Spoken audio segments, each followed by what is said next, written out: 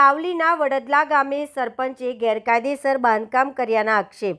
સાવલી તાલુકાના વડદલા ગામે સરપંચ દ્વારા ગોચરની જમીનમાં ગેરકાયદેસર બાંધકામ કરાયા હોવાના આક્ષેપ સાથે ગ્રામજનોએ સાવલી ટીડીઓને લેખિત મૌખિક રજૂઆત કરી।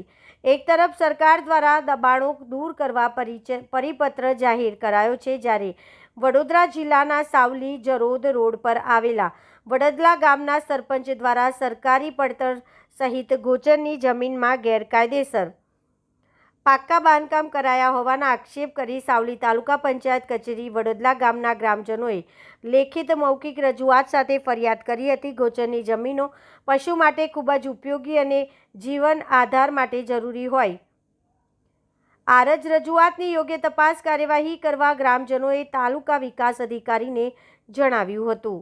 સાવલી તાલુકાના વડદલા ગામે સરપંચીએ ગોચરની જમીન પર દબાણ કરેલ છે, તો એના અમે ગામજનો થઈ અને ટીડીઓ સાહેબને મુલાકાતે આવ્યા છે।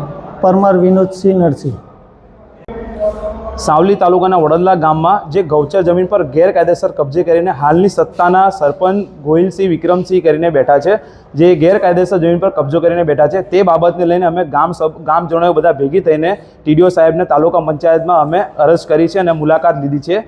અને હાલમાં એમને ગૌચર જમીન પર બહુ જ ભારે રીતથી દબાણ કરીને મોટા મોટા કોમ્પ્લેક્સો બનાવવામાં આવ્યા છે, જે બહુ જ મૂલ્ય અને કિંમતી જમીન છે પશુ પક્ષીઓ માટે, બરાબર છે। એનો દુરુપયોગ કરીને આ લોકો દબાણ કરીને બેસી ગયા છે। અને બીજું કે હું મીડિયા દ્વારા આ કહેવા માગું છું કે હું કોઈનો વિરોધી નથી, હું ખાલી આ મૂલ્યપાન અને જે ગૌચર જમીનને કબજે કરીને બેઠા છે, હાલમાં આ મીડિયા દ્વારા એક જ વસ્તુ કહેવા માગું છું કે એની હાલમાં જલ્દીથી જલ્દી આની સ્થિતિ જોવામાં આવે ગંભીર રીતથી, અને આ ગેરકાયદેસર કબજે કરીને બેઠા છે જે બી અન્ય વ્યક્તિ સરપંચ અને બીજા બી વ્યક્તિ ગામના બેઠા છે, તેમની સ્થિતિ જોઈને તપાસ કરીને દૂર હટાવવામાં આવે, મારી આ અપીલ છે।